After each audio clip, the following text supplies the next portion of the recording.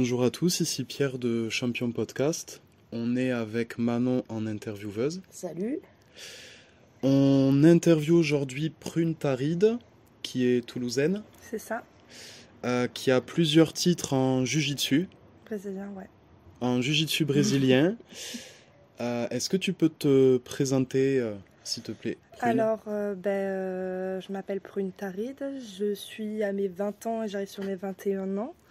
Et comme dit, je fais du jiu-jitsu brésilien à l'académie d'Aranha à Toulouse.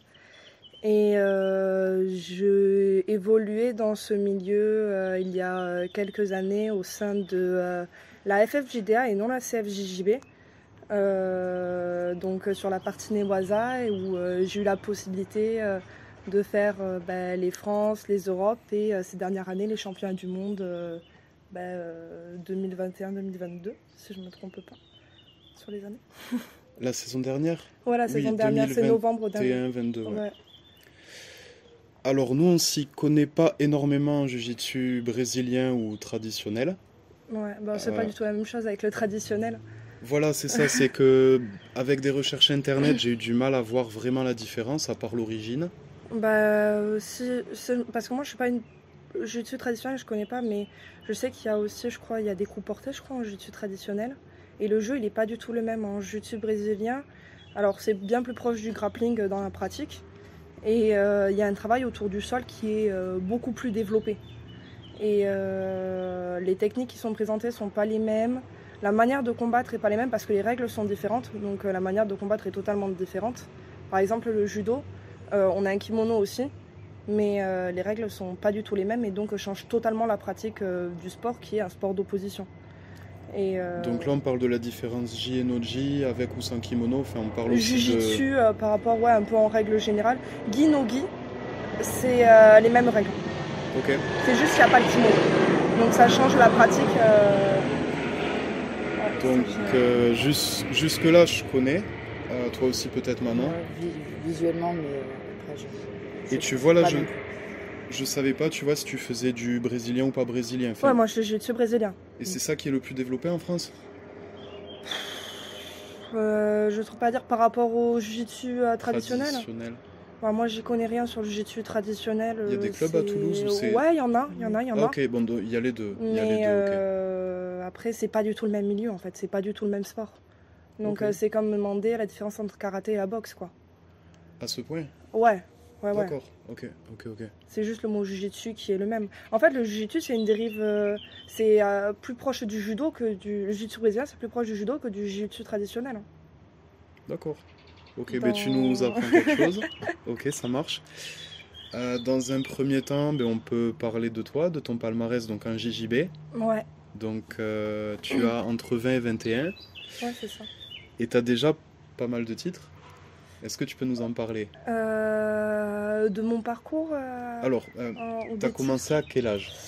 Le haut niveau, je suis rentrée en haut niveau, je devais avoir, en équipe de France, je devais avoir 14-15 ans. Donc j'étais cadette première année. Ouais. Le jujitsu de manière vraiment JB de manière régulière, à m'entraîner énormément. J'ai dû commencer à peu près dans ces eaux-là, à commencer à passer à une dizaine d'heures d'entraînement à 14-15 ans.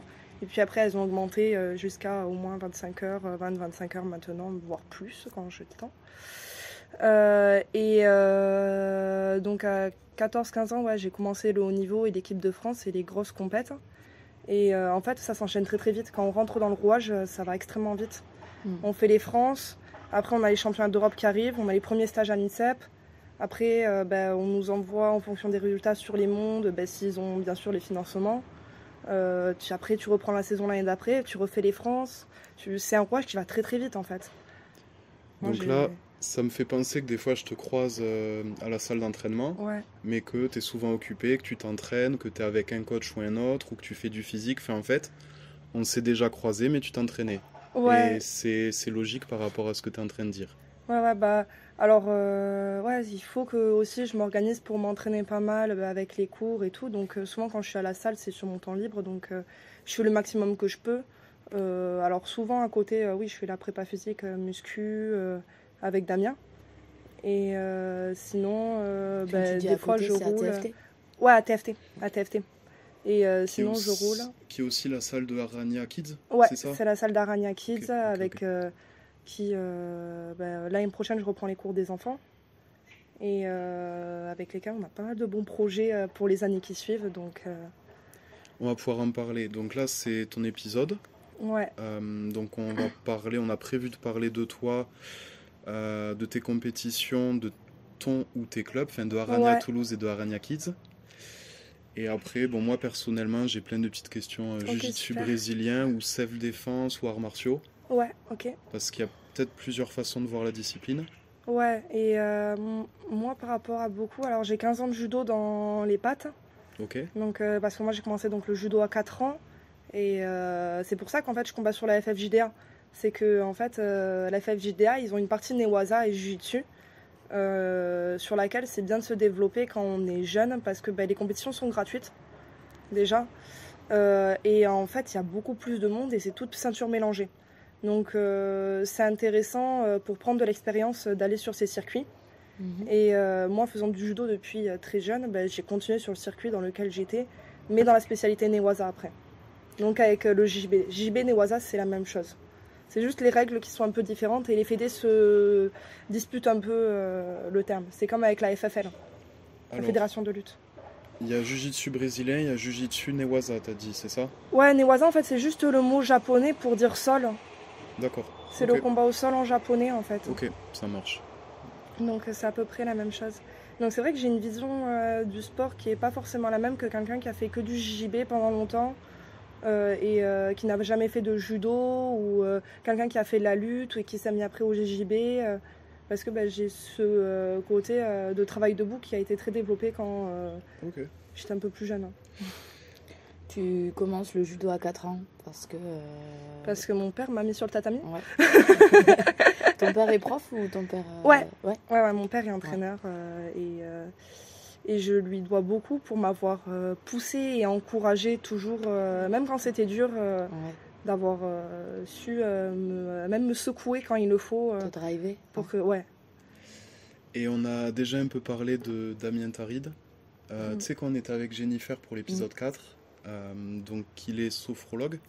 Ouais, alors c'est pas sa spécialité numéro 1, mais maintenant il s'est aussi spécialisé dans la sophrologie.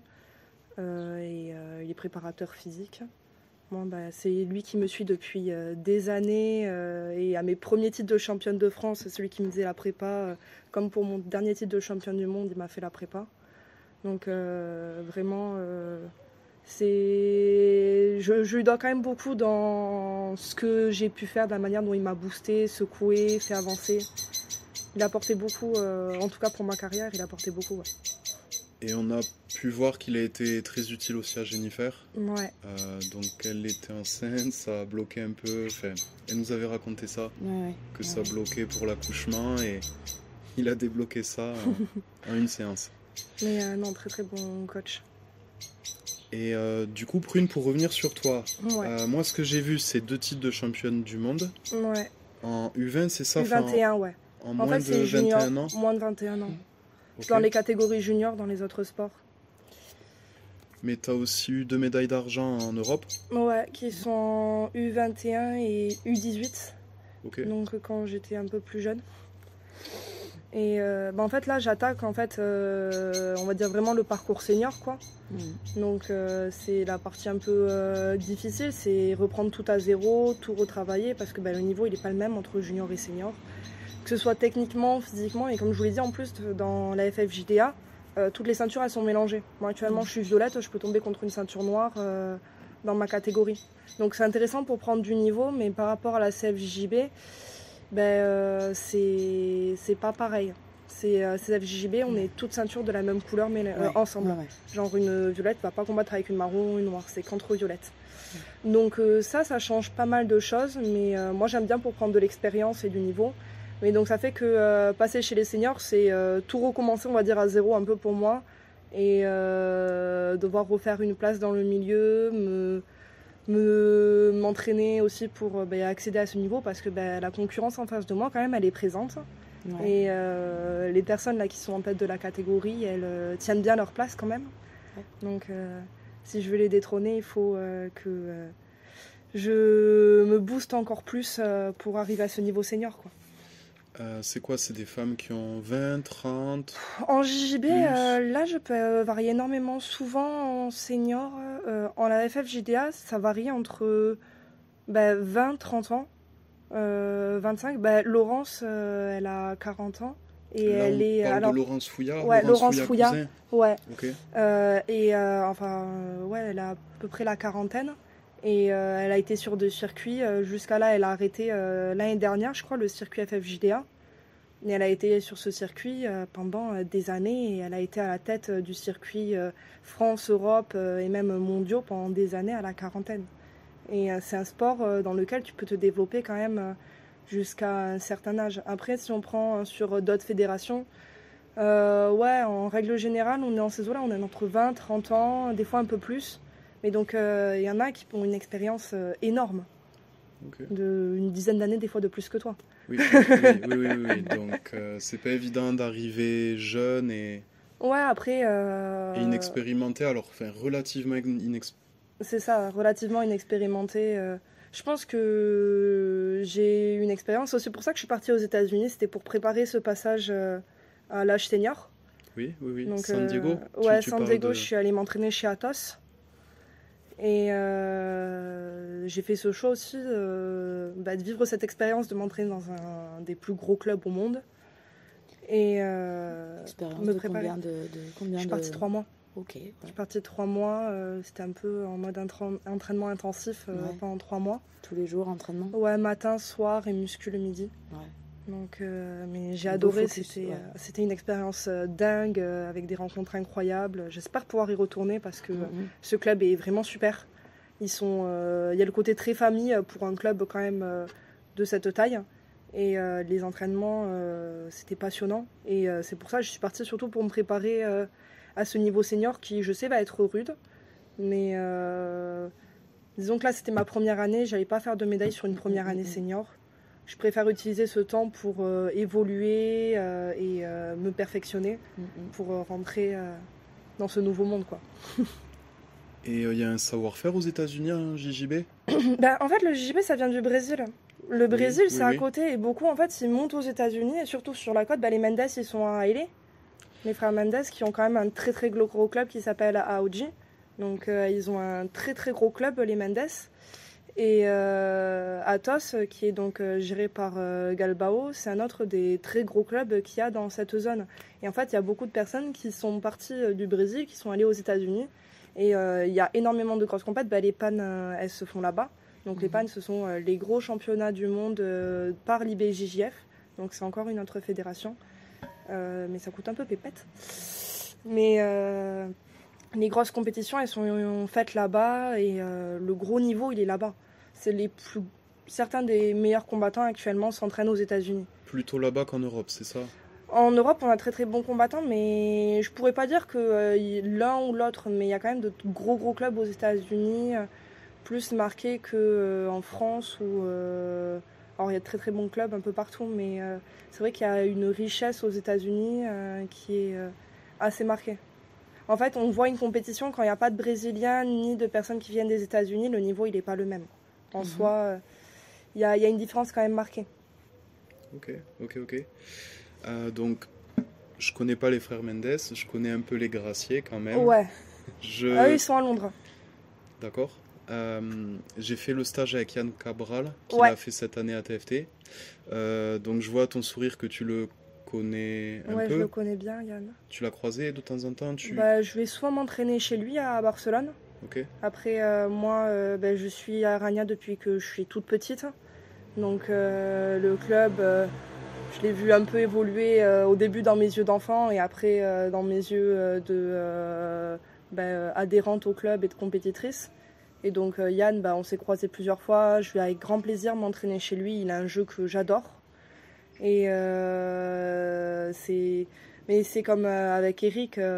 Ils sont un peu tous les deux, ils ont monté Aranya ensemble, ils ont fait ce truc ensemble. Et c'est notre deuxième entraîneur à Barcelone, Yann, un peu. Alors Eric, je vais pas connaître. Eric Sadje, qui est donc le fondateur avec Yann Cabral d'Aranya, Ok. qui gère Aranya à Toulouse.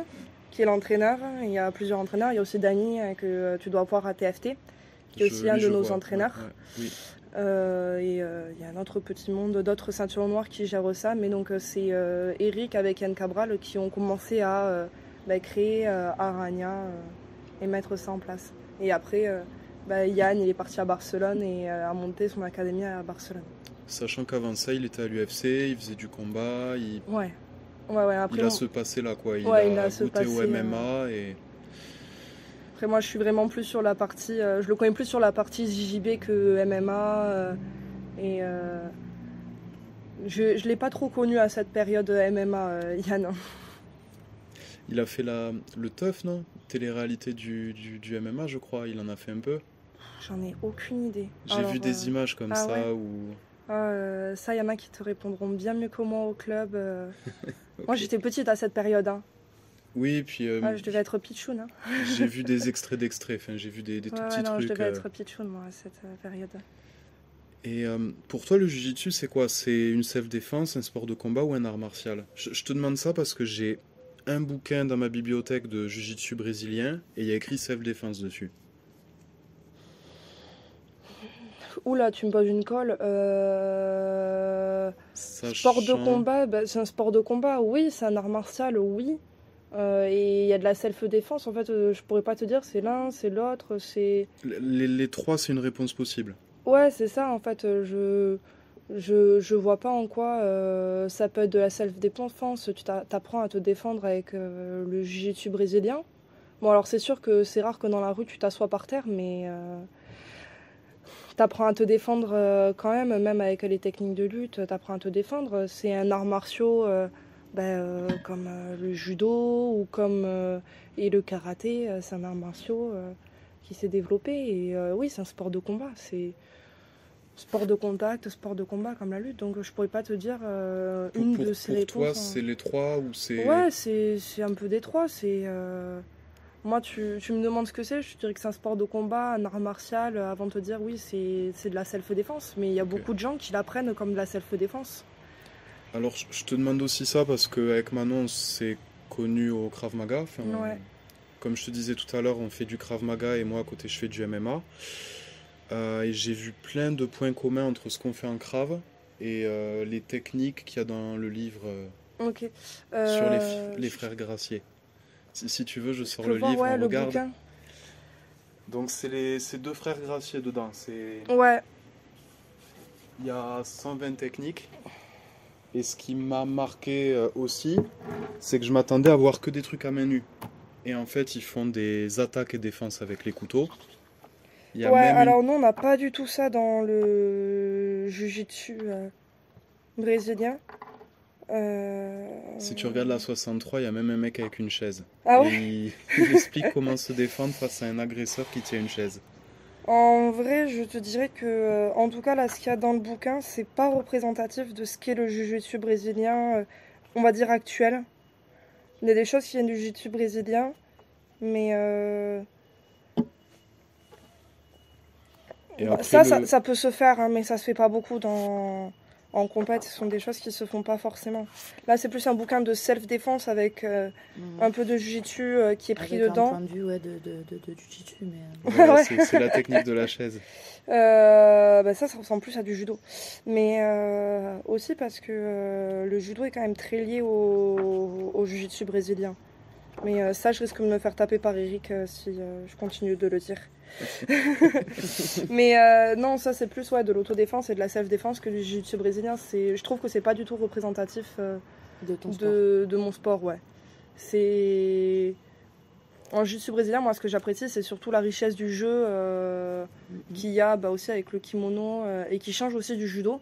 Beaucoup connaissent le judo où on est debout, on essaye de projeter l'autre pour le faire tomber, mais maintenant au judo, on n'a plus le droit d'attraper les jambes, c'est interdit depuis début des années 2000-2010, un truc comme ça. Donc plus le droit d'attraper les jambes, et au sol, on a le droit que aux clés de bras et aux étranglements, et c'est tout. L'enchaînement debout-sol est très compliqué en judo, il n'y a aucune richesse, je trouve, moi, dans le judo actuel en sol. Et en jiu-jitsu brésilien, justement, la différence des points, parce que donc on compte des points, il n'y a pas de ippon quand une personne tombe, c'est juste 2 points, le combat il continue. Et le jeu est donc pas du tout le même. On a le droit de venir attraper les jambes en JJB, on a le droit aux clés de bras, aux étranglements, mais aussi en fonction des ceintures, clés de poignet, clés de cheville, clés de genou, compression musculaire.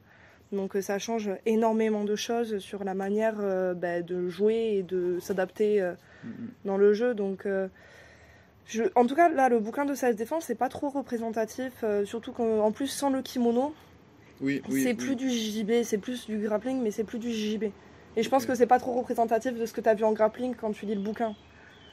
Alors, en grappling, on travaille le sol. Ouais. Et là, ils sont debout, ils commencent tout debout. Et ce qu'ils expliquent aussi, c'est que le jiu-jitsu brésilien, il commence debout. Ouais, il commence debout. Non, mais le jiu-jitsu brésilien commence debout, et le grappling, ça commence debout. Hein. Faut pas oublier, les combats, ils commencent debout. En compétition, on est debout, on commence pas au sol.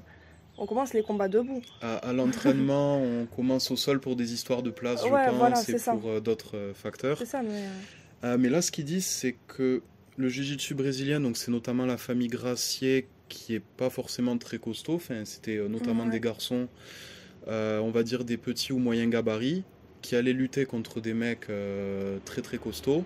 Et ils arrivaient à gagner les combats en combat libre, en UFC, en MMA, etc. Mais ils parlent aussi des favelas brésiliens, enfin, du danger dans la rue. Ouais.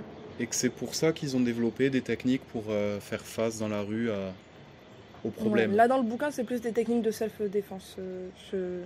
Ça marche. Que ce que tu verras. En tout cas, en plus, le jiu-jitsu, il a énormément évolué.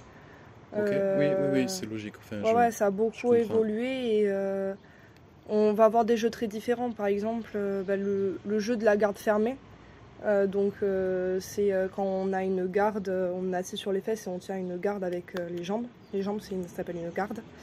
Et donc le jeu de garde fermée, il est, on va dire, un peu dans le JJB qu'on dit, on va dire un peu plus ancien. Et actuellement, on a des jeux plus modernes avec le travail du lapel, donc avec le kimono, la veste du kimono, où certains ils vont faire des nœuds, ou des berimbolo qui sont des sortes de roulades, on va dire. C'est un peu c'est pas très bien dit, mais pour réussir à attraper des positions, le dos. Donc il a énormément évolué le jeu en JJB actuellement. Et on voit des choses qu'on voyait beaucoup moins avant. Ok, oui. Et même sur la partie debout. Ça marche. Bon, on visualise à moitié, enfin, on n'est pas spécialiste. Et du coup, toi, ta pratique du JJB, qu'est-ce que ça donne? Enfin, tu nous expliquais tout à l'heure, je sais pas si c'était enregistré, que tu t'entraînais énormément. Ouais, je m'entraîne. Ça dépend. Enfin, ça dépend aussi des périodes. Bon, là, actuellement, je suis blessée, donc c'est gros repos. Mais ça fait jamais de mal d'avoir du repos. Tu t'es blessée où? Au genou. C'est pas indiscret. Au genou. Au genou, mais merci au cabinet Humet qui m'aide quand même pas mal sur ça. Et qui sont vraiment top. Mais donc, en règle générale, avec les cours et des fois les tafs étudiants, j'essaye de tourner à 20 heures d'entraînement jusqu'à 28 heures. En période de préparation de grosses compètes, vu que j'ai le statut de sportif de haut niveau, je peux m'organiser par rapport aux cours ou au travail pour avoir beaucoup d'heures de libre. Donc avant les mondes ou des grosses compètes, je suis du type à accumuler les heures, peut-être un peu trop les accumuler. Entre 25 et 28 heures d'entraînement. Semaine. Ouais, et souvent je trouve que c'est pas assez, mais ça c'est moi qui veux toujours en faire plus et m'entraîner toujours plus. Donc, à côté de ça, tu es étudiante? Ouais, là je commence un master. Donc il y a des diplômes que tu vas chercher en même temps. Ouais, mais aussi j'ai la possibilité de le faire parce que j'ai eu ce statut de sportif de haut niveau qui m'a permis d'avoir des cours à distance, une grosse liberté sur un planning plus adapté. Un planning adapté et tout. C'est cool. Donc ça aide vraiment pour pouvoir s'entraîner. Là, je suis juste à côté du club. Donc ça m'a beaucoup aidé à pouvoir m'entraîner et à augmenter mon temps d'entraînement. Aux États-Unis, je pouvais faire les cours à distance tout en m'entraînant. Et donc ça, c'était... j'ai la possibilité en fait, de faire autant d'entraînement, ce que tout le monde n'a pas, faut dire.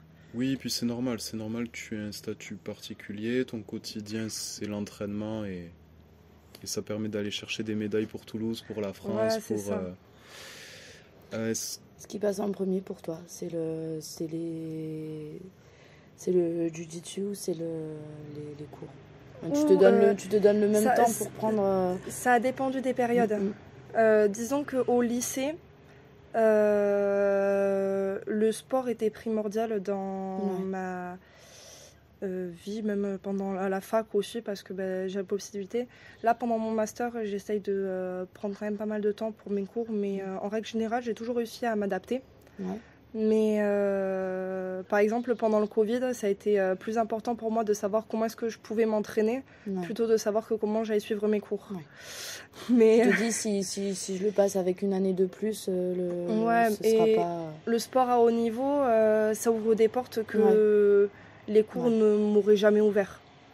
Et voilà, mon master, ce niveau en sport m'a quand même aussi aidé à obtenir un master, à me démarquer dans certaines choses et à me développer. Donc c'est quelque chose de non négligeable. Et le sport a toujours été primordial pour moi dans ma vie en règle générale. J'imagine. Est-ce que tu peux nous raconter tes compétitions, les titres que tu as pu avoir et la chronologie de tout ça?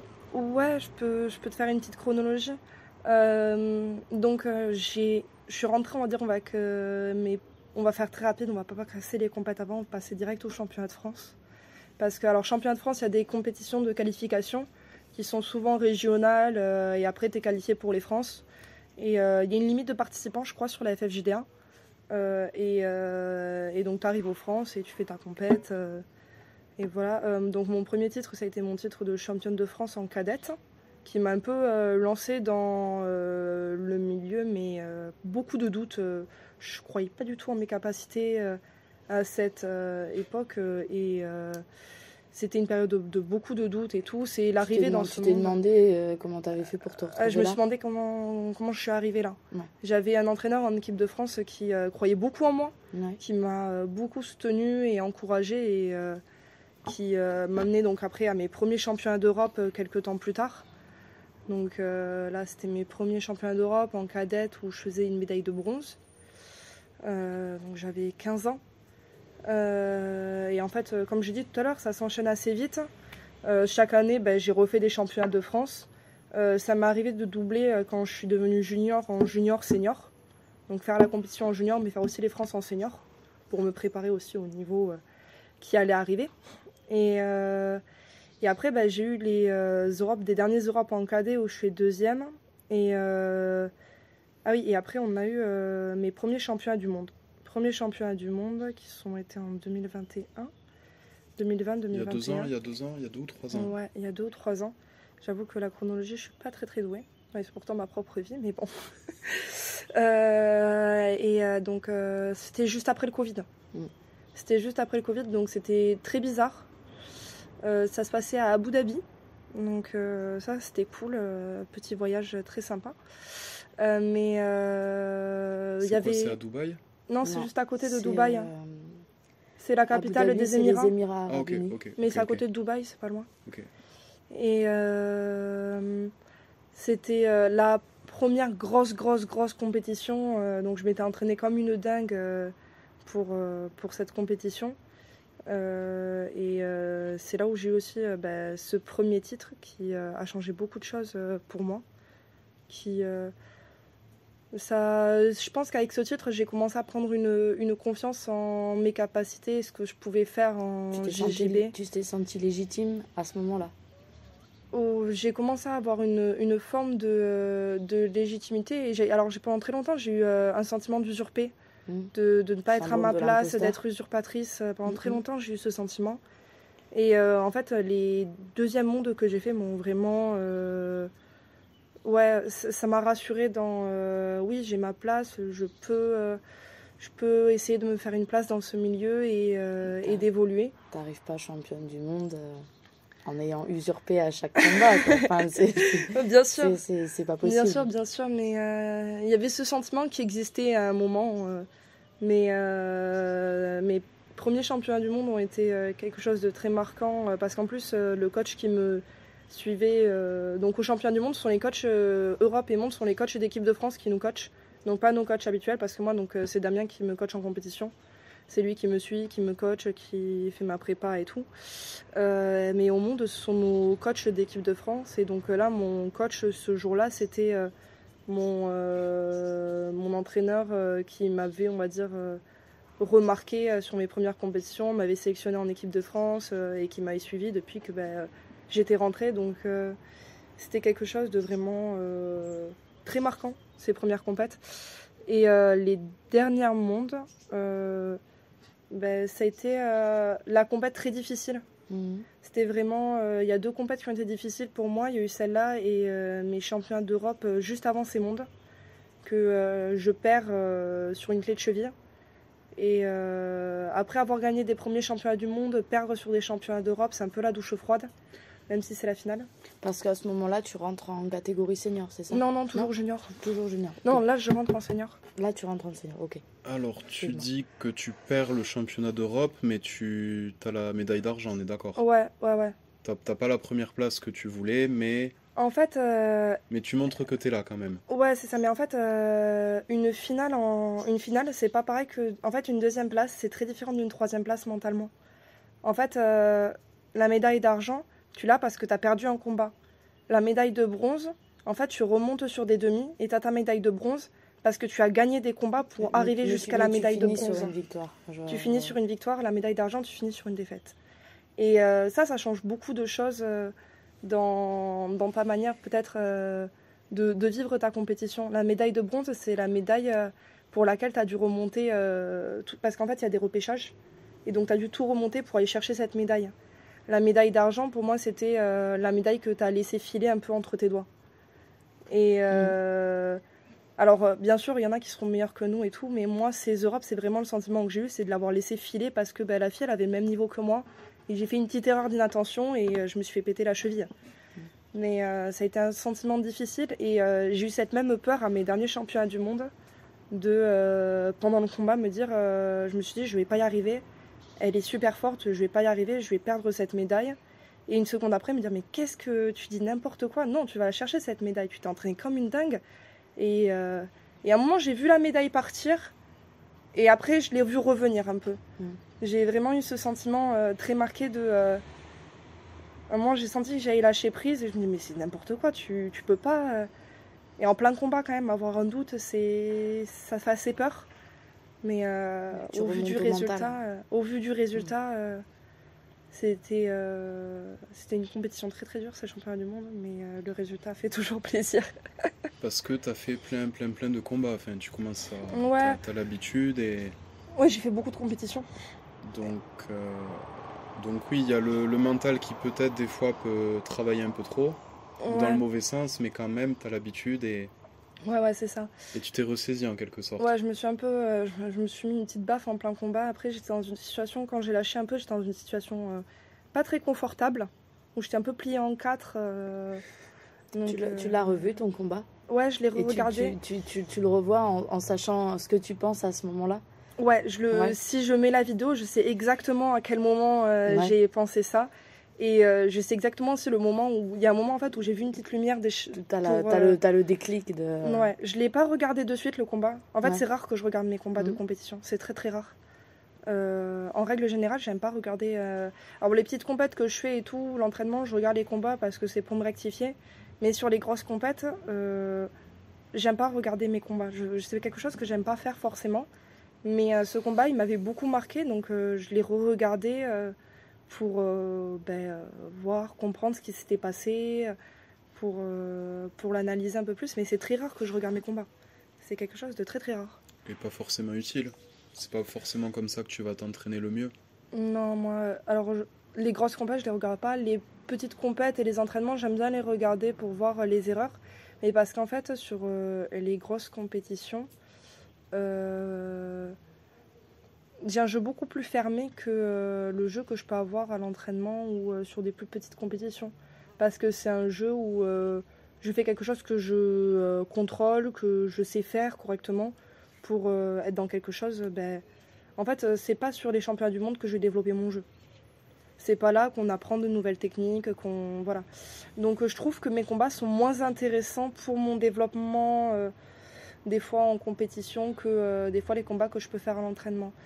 Mais il y en a certains qui... Celui-là, sur la part mentale, il a été intéressant aussi de revoir et de comprendre. Parce que il m'avait... Ça m'avait beaucoup marqué, ce combat m'a beaucoup marqué. Et quand tu dis qu'en compétition importante, tu as un jeu fermé, c'est-à-dire que tu te protèges tellement... En fait, non, c'est pas dans ce sens, un jeu fermé. Tu vas moins chercher à agresser l'autre? Non, c'est pas dans ce sens. Je dis fermé parce qu'en fait, par exemple, je vais pas partir sur tout, dans tous les sens et tout. Par exemple, alors moi, je vais faire beaucoup de gardes fermées, mais j'aime aussi le travail de l'appel. Mais je vais pas partir sur de la demi-profonde. Alors, vous connaissez peut-être pas les termes. Mais je vais pas partir, en fait, sur des techniques que je maîtrise pas. En fait, je vais pas partir sur... ça va être un jeu, en fait, plus restreint. Plus restreint dans les techniques. Plus basique dans le niveau. Ouais, peut-être pas forcément plus basique, mais des choses que je maîtrise. Quand je dis basique, c'est vraiment la base en tout cas, de mon jeu à moi. Ouais, voilà. Plus basique dans mon jeu, ouais. Oui, pas dans le niveau des techniques, mais dans le... plus basique dans mon jeu. Dans l'essentiel. Ouais, et surtout qu'en plus, là, je suis en train de créer mon jeu. Je suis à un niveau où je suis passée violette, là. Et en fait, je commence à définir qu'est-ce que mon jeu, qu'est-ce que j'aime faire. Je commence vraiment à créer un jeu qui m'est propre. Donc, Et du coup, qu'est-ce que t'aimes faire? Ouais, alors, j'aime beaucoup la garde fermée. Moi, j'aime beaucoup travailler en tant que gardien. Donc, en JB, souvent, il y a un gardien et un passeur. Le passeur, il essaye de passer la garde. Et le gardien, il essaye de renverser. Et les deux essayent d'attaquer des soumissions. Mais le gardien, souvent, il essaye de renverser ou d'avoir des positions fortes depuis en dessous. Moi, j'aime bien le jeu de gardien. Après, je joue aussi beaucoup en passeur. Donc, des fois, je suis un peu déchirée entre les deux. C'est pour ça que je commence à définir aussi mon propre jeu. Mais sur ces compétitions, après, je faisais beaucoup de garde fermée, qui est un peu le jeu de notre club, d'Arania. C'est le jeu de Eric, c'est le jeu du club. Voilà, c'est quelque chose qu'on aime faire. Bon, j'ai pas le niveau d'Eric en garde fermée, ça c'est sûr. Mais t'as pas ces années d'expérience. Ah oui, non, c'est sûr que j'ai pas la ceinture noire, ça c'est sûr. Mais c'est des choses qui me plaisent. Et après, j'aime bien aussi travailler sur le lapel. Et après, j'aime aussi travailler en passeur. C'est pour ça que je me déchire un peu. C'est aussi pour ça que j'ai choisi Athos, parce qu'ils ont un jeu de passeur très très fort. Et donc c'était intéressant pour moi, pour développer cet aspect de mon jeu, d'aller chez eux. Parce que toi, tu aimerais avoir du coup, au final, quelque chose d'assez complet, qui va chercher un peu sur... Ouais, je pense aussi qu'actuellement, je cherche un peu tout ce que je peux attraper pour vraiment me construire un jeu qui représente... Parce que le jeu de chaque personne est un peu différent. Tout le monde, au niveau, a vraiment un jeu qui le caractérise. Donc là, je suis en train un peu de construire, mais je prends un peu de tout, quoi. Pour comprendre qu'est-ce que j'ai aimé, qu'est-ce que je vais pas du tout aimer... Quelles sont les positions que je vais apprécier, d'autres pas du tout. Il y a beaucoup de choses. Moi, j'aime pas tout ce qui est passé un peu en virevoltant dans tous les sens. Ce genre de passage, c'est pas du tout... j'aime pas ça. Bon, aussi, peut-être parce que je suis pas hyper dynamique. Et je suis dans une catégorie assez lourde. En fait, je suis en moins 70, donc c'est pas un jeu qui est adapté à ma catégorie aussi. Mais ouais, c'est de trouver un jeu... qui me correspondent, mais qui correspond aussi physiquement à moi. Ouais. Est-ce que ça veut dire que tu es plutôt puissante ou que tu es dans une catégorie où... Ouais, on est dans une catégorie... Vous recherchez la puissance. 70, c'est une catégorie puissante physiquement. En fait, dans les catégories, on a... donc ça va à 45, mais après, en dessous, il y a 63 et 57. Et ce sont des catés qui sont encore un peu légères, où c'est dynamique. Et en 63, on commence à avoir de la puissance à partir de 70. Il y a beaucoup de pression, beaucoup de puissance. Alors il y en a qui arrivent qui peuvent secouer dans tous les sens, mais il n'y en a pas beaucoup en fait. Souvent c'est beaucoup de travail de pression, de contrôle, qui est le jeu de Yann Cabral. Yann Cabral, il a un jeu énormément en pression et en contrôle. Et c'est plus ce jeu, désolé, qui est dans ma catégorie et qui est présent dans ma catégorie. Donc c'est un jeu complètement différent, il faut savoir aussi s'adapter à sa catégorie. Oui, je vois, ça me parle. Ouais. Et est-ce que tu peux nous faire un petit rappel au niveau des ceintures? Donc là, tu dis t'es violette. Et après, il y a marron noir.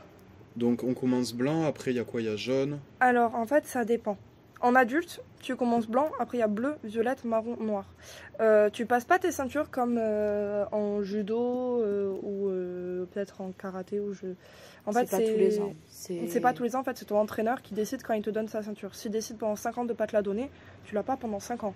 C'est vraiment l'entraîneur qui va dire ok, maintenant tu as tel niveau, je reconnais que tu as le niveau de bleu, de violette, de marron, et il te donne ta ceinture. Mais tant que ton entraîneur... C'est pas un examen, rien à y a voir. pas Alors, ils peuvent mettre en place des examens ou des trucs comme ça. Hein.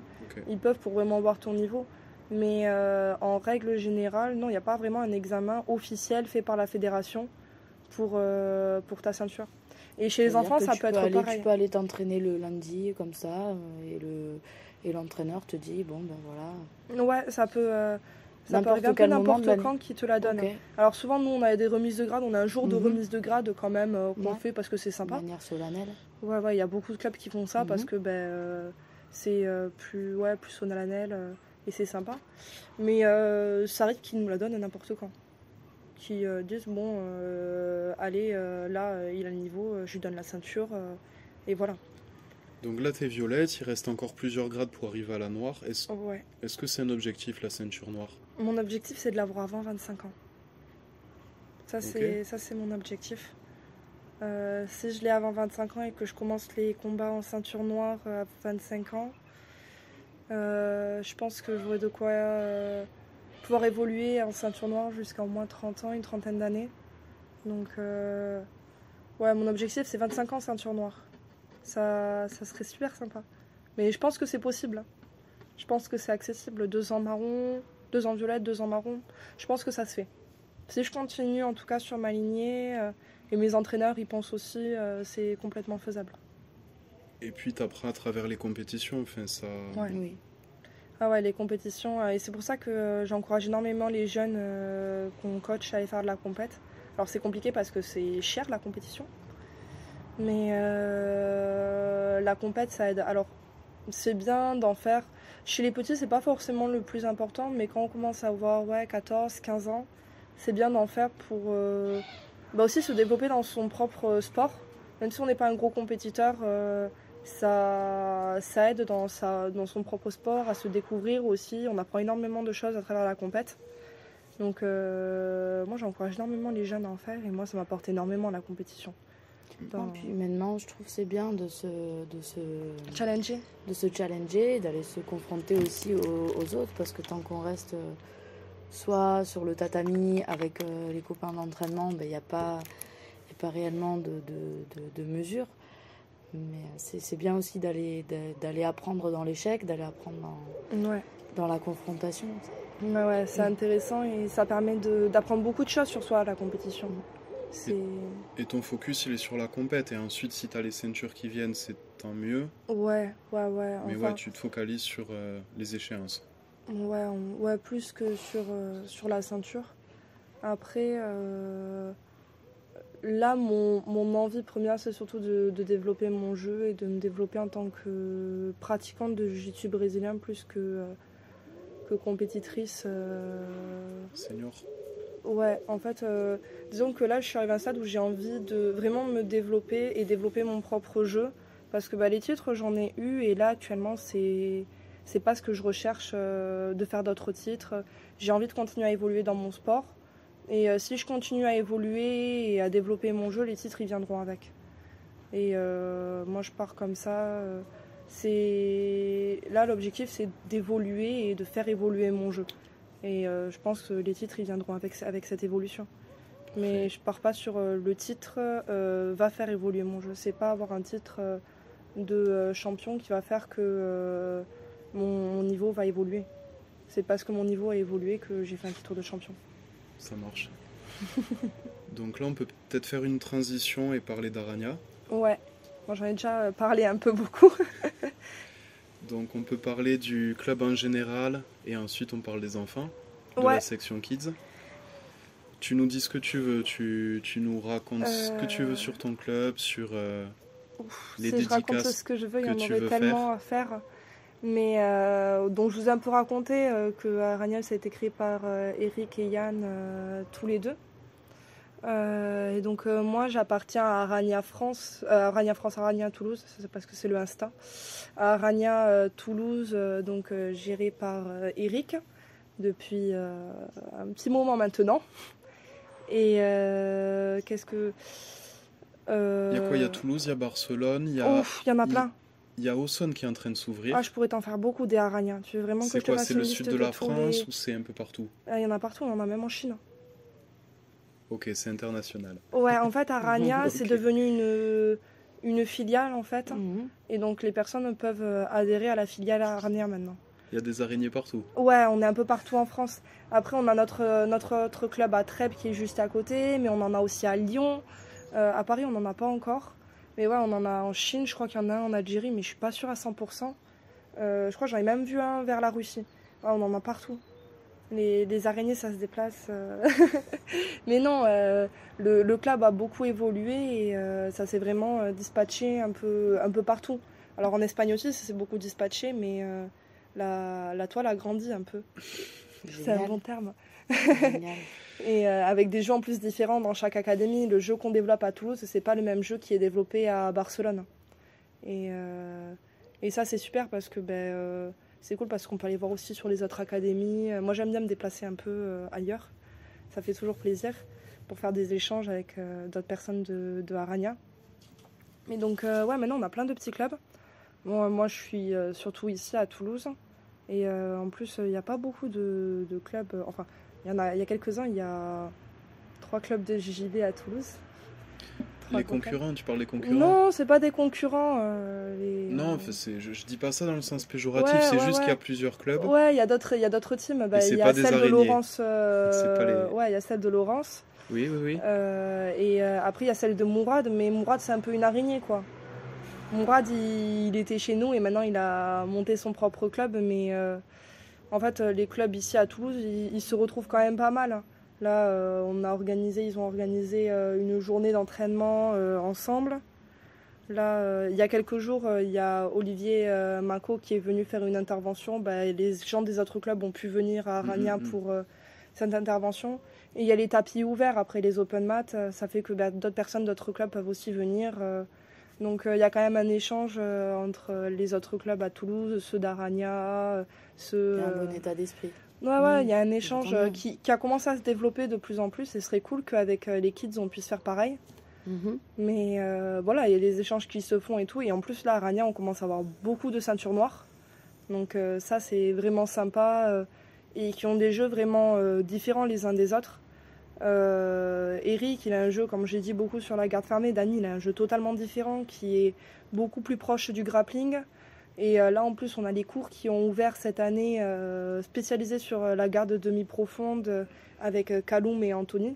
Donc, c'est super parce qu'il y a une richesse de technique qui est super pour les adhérents, quoi. Donc, ça, c'est super cool. Est-ce que tu peux nous parler d'Arania Kids? Donc, Arania Kids, moi, j'ai commencé chez les Kids. Moi, j'ai commencé là-bas. Et ça a été monté donc par Damien il y a une douzaine d'années, un truc comme ça. Ça n'a pas du tout commencé dans la salle avant de TFT, c'était complètement ailleurs. Et on est passé d'un groupe au début d'une quinzaine d'enfants à maintenant une centaine d'inscrits chez les enfants. Donc sur le sud de la France, on fait partie des gros clubs, en tout cas chez les inscrits. Il y a plusieurs cours par semaine, j'imagine. Ouais. T'as pas les 100 le mercredi après-midi, parce que là, t'es trop compliqué. Non, 100 avec les différences d'âge. On commence à 4 ans et on va jusqu'aux ados. Donc t'as différents cours selon les âges? Ok. Ouais, mais une centaine d'inscrits quand même pour le jiu-jitsu brésilien, c'est bien. En tout cas, à Toulouse, il n'y a pas de club avec autant d'enfants. Donc on a vraiment développé cette partie enfant comme on pouvait et avec les moyens possibles, parce que le truc qui est dommage, c'est que on a beaucoup d'inscrits, mais on a très peu de compétiteurs parce que les frais sont assez chers et qu'on a aussi beaucoup de jeunes qui viennent des cités là dans le coin, qui viennent d'endroits qui n'ont pas forcément l'argent d'envoyer les enfants en compétition, parce que les compétitions c'est 30 € d'inscription, les déplacements, l'hôtel à prendre en charge, souvent c'est pas à côté. Donc les frais ils augmentent énormément, donc là on va essayer de mettre en place des sponsors pour les jeunes et pour qu'ils puissent faire de la compète, c'est important. Et donc à Rania Kids, maintenant moi je m'occupe des cours enfants et ça fait quelques années que j'ai ouvert des entraînements filles. Donc juste pour les... Alors c'est pas tous les jours, j'organise ça 2-3 fois dans l'année. Donc c'est un entraînement juste pour les filles du club ou de tous les âges. Donc je commence à 6 ans parce que 4 ans c'est difficile de gérer, c'est un peu difficile. Donc de 6 ans jusqu'à les plus grandes qui font un cours tout ensemble où on échange, on partage, après on fait un petit goûter. C'est important pour moi de mettre ça en place et c'est quelque chose qu'on retrouve beaucoup dans le JB, les entraînements filles. Aux États-Unis, il y avait une catégorie d'entraînement juste pour les filles, c'est quelque chose qu'on retrouve beaucoup. Et c'était aussi important parce que moi j'ai eu beaucoup de mamans qui sont venues me voir en me disant « Oui, ma fille elle va arrêter le JJB parce qu'à l'école on lui a dit que c'était pas un sport pour les petites filles, que c'est que pour les petits garçons. » Et donc c'était important pour moi de leur montrer que y a des filles qui ont 14 ans qui continuent ce sport, qu'il y a beaucoup de monde, et surtout qu'en fait en jiu-jitsu brésilien, on n'a pas vraiment une image. En judo, on a Clarissa Gbenenou. Pour les petites filles, elles ont une image et quelqu'un qu'elles peuvent visualiser comme une championne qui représente un peu ces femmes dans les sports de combat. En jiu-jitsu brésilien, cette image de femme dans les sports de combat, elle n'est pas trop médiatisée. Il y a de grandes championnes, mais en fait, elles ne sont pas médiatisées. Et les petites filles ne vont pas forcément les voir et donc se dire oui, je peux faire ce sport et tout. Donc c'est important pour moi que ce soit mis en place et qu'elles voient que ouais, c'est un sport de petites filles aussi. C'est pas juste pour les petits garçons, comme on va leur dire à l'école. Et c'était important. Donc ça, c'est une des choses qu'on a mis en place avec Arania Kids qui est super sympa. Alors, c'est un sport de petite fille, comme tu dis. Je pense aussi que ça peut être un outil pour les femmes. Il y a beaucoup de femmes, moi, qui ont commencé comme ça. Et là, à nouveau, je suis en train de repenser à la self-défense. C'est-à-dire que c'est un outil qui permet de se sortir de situations embêtantes. Alors moi, aux États-Unis, comme je disais, il y a des cours qui sont juste pour les filles. Donc, il n'y a pas de mecs, c'est que les entraîneuses, ce sont des filles. C'est un entraînement juste pour les filles. Et j'ai discuté avec certaines et beaucoup, en fait, elles ont commencé après des violences ou des choses comme ça, des agressions pour apprendre à se défendre. Et gagner en confiance en soi aussi. En maîtrise de son corps, je pense aussi. Et en fait, vu que le travail aussi, il est beaucoup au sol, beaucoup, en fait, ça leur a donné une confiance pour se libérer de situations où elles n'étaient pas à l'aise. Donc, c'est ce que certaines me racontaient. Après, il y a beaucoup de femmes aussi qui commencent pour ça. Et c'est aussi important qu'il y ait des cours pour les femmes.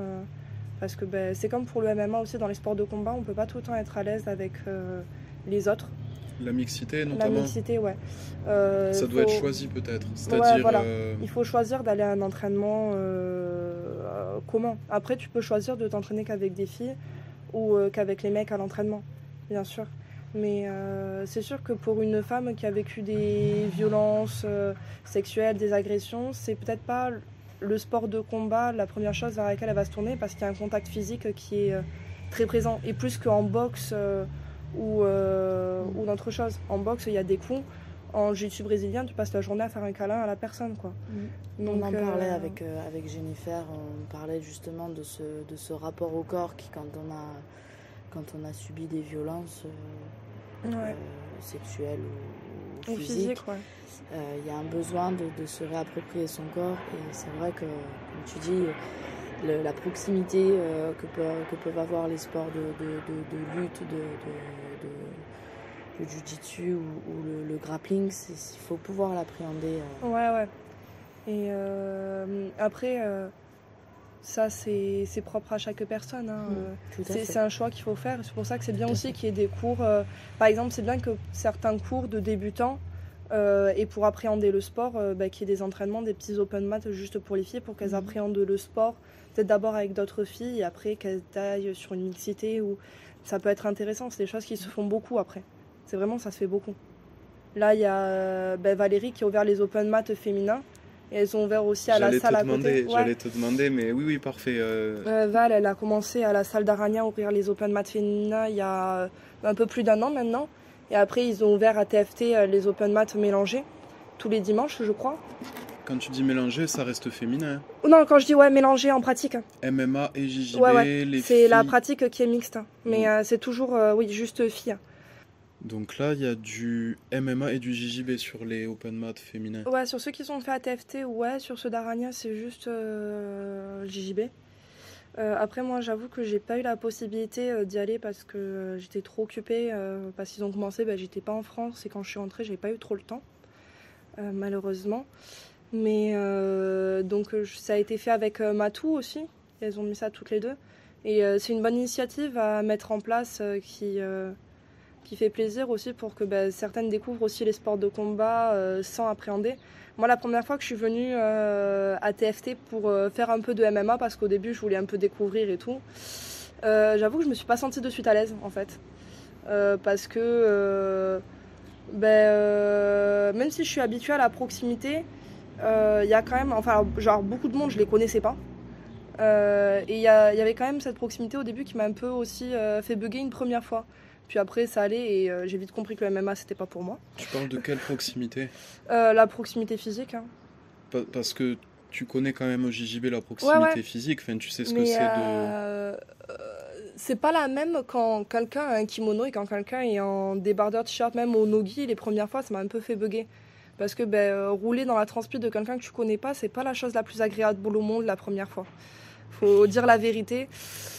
Donc des fois c'est bien pour appréhender de commencer aussi avec, pour certaines surtout qui n'ont jamais fait de sport de combat, oui. Pour appréhender le sport, c'est agréable aussi de commencer avec d'autres filles peut-être qui aussi appréhendent le sport. C'est un peu les cours débutants mais c'est bien aussi d'appréhender comme ça. C'est bien que les deux existent, c'est bien qu'il y ait des emplois du temps où il y a des options. Voilà, c'est ça. C'est super sympa. Moi en tout cas ça me fait très plaisir que ça ait été mis en place. Et que ça commence enfin à se développer ici. Parce qu'il y a plein d'autres clubs qui le font. Sur Toulouse, donc c'est ouvert à toutes. Ouais. On partagera, si vous entendez cette interview, on partagera notamment sur Instagram ou sinon vous pouvez regarder sur Arania France. Ouais, Arania France. Et sinon sur Open Mat Féminin, ils ont un Insta. Compte Instagram Open Mat Féminin. Ouais. Et vous pouvez tester avec des filles qui vous aideront à découvrir. Et en plus, il y a beaucoup de choses parce qu'il y a le MMA, il y a donc un peu de boxe, il y a un peu de grappling, il y a du JB. Donc ça fait découvrir quand même pas mal de choses sur les sports de combat. Et il y a plein de conseils, il y a plein de... Et elles sont vraiment super sympas. Oui, elles sont sympas, elles peuvent donner des conseils si vous avez une problématique ou une autre. Donc là, on peut avoir des questions de tout style. Ouais. Donc, j'allais te demander si tu avais la tentation du MMA. Et pas du tout pour moi le MMA. J'ai essayé, mais en fait, j'aime pas les coups. J'aime pas ça. Alors, j'aime pas en recevoir, mais j'aime encore moins en donner. Alors, pour certains, c'est un peu dérisoire parce que je fais un sport où on casse des genoux et on casse des coudes. Mais le coup, les coups, c'est vraiment pas... C'est quelque chose qui me définit pas. Alors peut-être qu'à une période, ça changera et je dirais ok, vas-y, je vais essayer le MMA. Mais j'aime beaucoup la lutte, j'aime beaucoup le grappling, mais MMA, je pense que c'est pas pour moi. Et pourtant, ils ont essayé un demi-mètre. Hein. À TFT, ils ont essayé, ils m'ont ils m'ont poussé, mais non. Donc, pas de coup de poing, pas de coup de pied. Ouais, non. Pas de coude, pas de genou, enfin c'est pas prévu. Non, c'est pas du tout prévu. Peut-être qu'un jour j'aurai un déclic, mais là c'est pas du tout prévu. Mais j'aime beaucoup après la pratique en soi. T'aimes bien regarder ? Ah, j'aime bien regarder, j'aime bien suivre l'UFC. Là quand j'étais aux États-Unis, j'ai eu la chance de pouvoir voir les interviews de John Jones et Cyril Gane à LA avant les combats. Donc c'était super sympa. Donc je suis, mais la pratique non. T'aimes bien les interviews, ça trash talk un peu. Enfin, eux c'est peut-être pas les plus non, c'est pas virulents. Non. Bon, j'aime bien, c'est sympa. Là, c'est surtout que je pouvais y aller et les voir en face. Donc ça, c'était cool. Mais non, mais j'aime beaucoup le sport en lui-même. C'est juste que ça convient pas à mon profil de personne. Ça marche. On parlait tout à l'heure, tu nous disais que tu avais fait un stage à LA, San Diego. Non, je suis partie 3 mois à San Diego. Ouais. San Diego. Au stage. Il y a un autre endroit où je veux aller. Ouais, il y a un autre endroit où tu aimerais bien aller chercher de l'inspi comme ça, aller chercher des skills J'ai une liste, mais longue comme un bras, des prochains... Bon, alors, chaque année, j'essaie d'aller à Barcelone. Ouais. Voilà, je fais chez Yann, j'essaie d'y aller chaque année parce que chaque année, j'apprends de nouveaux trucs qui... Chaque fois que j'y suis allée, j'ai découvert de nouveaux trucs qui ont toujours enrichi mon jeu. Après, j'aimerais bien aller chez les Gracie Barra à Londres. Ils ont leur gros club là-bas, donc j'aimerais bien y faire un petit tour. Et j'aimerais bien quand même aller au Brésil, ce serait cool. Ouais. Ce serait sympa d'aller, de mettre les pieds là-bas. Alors, j'ai pas encore défini dans quel club aller parce qu'il y en a quand même beaucoup. Ouais. Donc, et ce serait un gros voyage, donc c'est quelque chose à prévoir quelques années peut-être à l'avance. Mais donc, voilà. Et après, moi, j'aime bien aussi aller chercher un peu partout. Aller à droite, à gauche, même en France, il y a plein de super clubs. Donc, c'est toujours super bien de piocher un peu partout, c'est le mieux. Parfait. Est-ce que tu regardes un peu Greg MMA? Mon copain le regarde. Ouais, je regarde un peu vite fait. Après, je regarde pas trop YouTube plus que ça. Mais ouais, je regarde un peu sans plus. Il a fait des vidéos sympas. Et moi, dans les vidéos que j'ai vues et que j'ai appréciées, c'est notamment quand il est avec Richard Douyeb. Okay. Richard Douyeb, c'est une des références, ou peut-être la référence en Krav Maga, en France et en Europe. C'est fondateur de la Fédération européenne de Krav Maga. Et en fait, il y a... Alors, je reviens au côté self-défense. Bon, désolé, ça fait un peu partie de mon optique. Mais en fait, à un problème, à une situation donnée, à une attaque, ils avaient deux réponses différentes. Et Richard Douyeb, il arrivait avec une réponse plutôt Krav Maga. Et Greg MMA, il arrivait avec sa réponse Jiu-Jitsu. MMA, ouais. Jiu-Jitsu, oui, MMA Jiu-Jitsu. Ou Jiu-Jitsu, tu vois. C'est ça que je trouvais intéressant, c'est qu'il y avait deux bonnes réponses pour éviter une attaque. Et Greg MMA, il adore le Jiu-Jitsu et il avait une autre façon de faire. Ah, il y a toujours plusieurs réponses sur des attaques. Par exemple, en judo, lors des katas qu'on a à faire pour passer la ceinture noire, il y a différentes attaques au début, dont un coup de poing vertical. Et plusieurs fois, en fait, il y a plusieurs réponses de techniques de projection qui sont proposées. Donc, dans les sports de combat, en règle générale, il y a toujours des propositions différentes pour une attaque. Mais aussi, ça s'est tellement développé, les sports de combat et les arts martiaux, que... Il y a une richesse technique large. Il y a tellement de styles, de sous-styles dans tous les... Ça. Je vois rien qu'au karaté, le karaté Shotokan, il y a une demi-dizaine de styles. Oui. C'est vraiment... les jeux sont très riches. Et est-ce qu'il y a un sujet dont tu aimerais qu'on parle? Ou est-ce qu'il y a quelque chose que tu as envie de dire pour les personnes qui vont écouter, qui vont voir le nom Prune Tarid et qui vont... Non, après, il y a un sujet qui... Alors, pour certains, c'est un peu... ça va surprendre, mais... Moi, donc, j'ai commencé quand j'étais jeune le haut niveau. Et en fait, j'ai eu la chance d'avoir le truc de sportif de haut niveau qui m'a aidé pour les cours. Mais en fait, quand on est jeune, c'est vraiment difficile de se développer dans le sport. Que ce soit moi en jiu-jitsu brésilien qui n'est pas trop médiatisé, mais même dans d'autres sports, c'est très compliqué du fait des sponsors qui n'existent pas pour les jeunes, où ils sont très peu présents. Déjà, on avait réussi à avoir pas mal de sponsors pour les championnats du monde, et donc ça c'était cool, mais c'est difficile d'en avoir. Et entre les cours, en fait, c'est très difficile des fois pour des jeunes de vraiment se développer dans leur sport sans faire de gros sacrifices dans leur vie. Parce que on les aide pas trop, l'État il aide pas trop forcément sur ça. L'argent dans les sports de combat ça n'existe pas. Enfin dans le sport en règle générale on donne pas d'argent, donc en fait quand tu es jeune, que tu es étudiant, tu passes des heures à sacrifier du temps pour t'entraîner et tout, et en fait derrière t'as pas grand chose.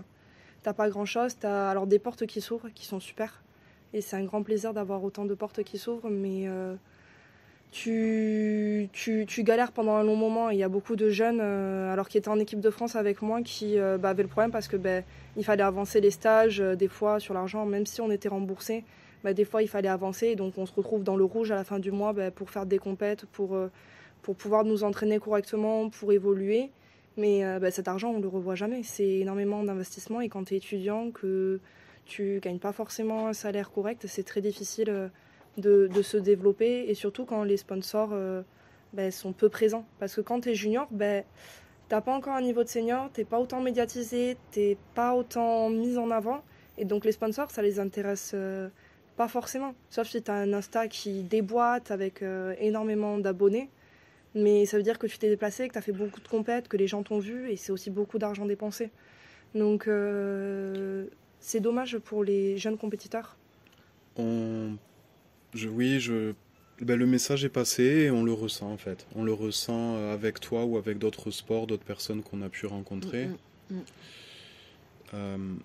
Donc oui, effectivement, le sponsoring, c'est un sujet. Ouais, le sponsoring et ce qui est mis en place aussi pour les sportifs, en fait. Les structures pour les sportifs. Moi, je touche une petite bourse. Pour l'année, j'ai même pas 1 000 euros de bourse sportif, malgré les titres, malgré le statut de sportif de haut niveau. Et ça paye pas grand-chose. Ça paye pas grand-chose. On a la chance d'avoir un équipement qui est offert par l'équipe de France, mais moi, j'ai cette chance-là. Il y a beaucoup de jeunes qui se battent pour évoluer dans leur milieu, alors surtout en junior, parce qu'en senior on commence à se faire voir. Mais il y en a beaucoup qui ont des titres, mais c'est beaucoup de sacrifices pour en arriver là, et des sacrifices qui ne sont pas forcément reconnus. Ouais. Et donc ça c'est très dommage. C'est très dommage que ce soutien n'existe pas. Et c'est surtout en fait nos juniors, ce sont nos futurs seniors. Ouais. Ce sont eux qui vont nous rapporter... des médailles et beaucoup de grands compétiteurs le disent. Même Teddy Riner a fait la remarque que l'État ne mettait rien sur les sportifs quand, par exemple, au dernier JO, Macron n'était pas content du nombre de médailles qu'il y avait. Il faut qu'il y ait plus de choses qui soient mises pour les sportifs, qu'on puisse évoluer. Et les jeunes, c'est le futur aussi. On l'oublie souvent, mais... Si on ne nous envoie pas en compète, si on ne peut pas évoluer dans le sport, c'est sûr que les futures générations, ce ne sera pas le même niveau. Donc voilà, ça c'est très très dommage. Parfait. C'est un sujet qui me touche quand même beaucoup. Mais parfait, on est content que tu puisses l'exprimer. Quand tu dis il y a des portes qui s'ouvrent, tu penses à quoi? Alors moi je pense aux études. Moi ça m'a ouvert beaucoup de sports dans les études. Là je commence un master en management sportif, ça m'a ouvert aussi la porte à ça. Ça m'a permis de voyager énormément. Oui. Voilà, je suis partie à Rome, je suis partie en Italie, je suis partie en Grèce, je suis partie en Crète, je suis partie à Abu Dhabi. Ça m'a aussi aidé à partir un peu aux États-Unis. Donc ça ouvre des portes. Ça te fait rencontrer des gens qui vont t'ouvrir des portes que tu n'aurais pas pu avoir avant. J'ai rencontré des contacts qui m'ont ouvert des portes à Séoul. Donc ça ouvre des portes très grandes. Donc qui sont super, mais il faut pouvoir investir pour ouvrir ces portes. Oui. C'est le problème. Et encore, je suis pas dans un sport très onéreux. Le kimono, tu en trouves des biens à 150-200 euros. T'as ton kimono, t'es à peu près bien. C'est juste les compétitions qui coûtent très très cher. Donc, Parce que t'en fais beaucoup, ou parce qu'une compétition c'est déjà... Alors moi j'ai commencé sur la FFJDA parce que les compétitions sont gratuites, mais il faut compter le déplacement, l'hôtel, la nourriture, ça fait cher. Les compétitions CFJJB, elles sont entre 30 et 60 euros. Les francs c'était 60 euros. Quand tu peux à Paris, que tu mets 60 euros, pour certains il n'y a pas beaucoup de monde dans la KT. Et tu gagnes rien, tu gagnes une jolie médaille. Alors elles sont belles les médailles. Non mais voilà, c'est beaucoup d'investissement. C'est beaucoup d'investissement. C'est beaucoup d'investissement qui, quand on est jeune, est compliqué à mettre en place. Quand on est étudiant, est compliqué. Et même chez certains qui sont dans une vie active, c'est compliqué toujours de mettre cet investissement. Et sans des sponsors, et en plus le JB, c'est pas quelque chose, on trouve quand même beaucoup de sponsors. C'est compliqué. Est-ce que ce serait envisageable ou intéressant de mettre, je sais pas, pour les podiums, pour les 3 médailles, de rembourser justement le prix de la participation? Ouais, le prix au moins je sais même pas, parce qu'en fait ça ce serait une perte énorme pour la fédération d'argent, donc non. Mais ce serait bien qu'il y ait en tout cas en fait des compétitions, même peut-être pour les enfants, des compétitions qui soient gratuites. Les enfants, ce qui est très dommage, c'est qu'ils viennent, Et quand tu combats, que tu perds ton combat, t'es éliminé directement. Ouais. Mais pour les enfants aussi. Les enfants, quand on les déplace jusqu'à Nantes, on vient avec une vingtaine d'enfants, on va à Nantes, ils payent 30 € l'inscription, le déplacement, l'hôtel, et qu'ils arrivent là-bas, ils font un combat, ils ont perdu, c'est fini la compète. Ben, c'est pénible et c'est vraiment embêtant. Parce que ben, c'est beaucoup d'argent dépensé, c'est des enfants, ce serait bien, en plus ils sont plusieurs dans la catégorie, ce serait bien de faire des poules. Alors ça commence à se faire un peu en JJB, mais ce serait bien de faire des poules, qu'ils puissent en faire plusieurs, surtout quand ben, les parents ils investissent dedans. Ok. Donc c'est des... Bon, ben on passe le message aux responsables. Bon, les messages après ils sont déjà entendus, mais il y a une difficulté pour les jeunes en tout cas à se développer des fois. Et aussi sur la reconnaissance des fois qu'il y a aussi envers tous les sacrifices que certains font. Ok, ça marche. Est-ce qu'il y a autre chose dont tu veux parler? Non, là, comme ça. Donc, Non, c'est bon aussi. on se revoit bientôt à l'entraînement ouais. et on prendra des nouvelles. Super. Merci Prune pour ton temps et à bientôt. Merci beaucoup.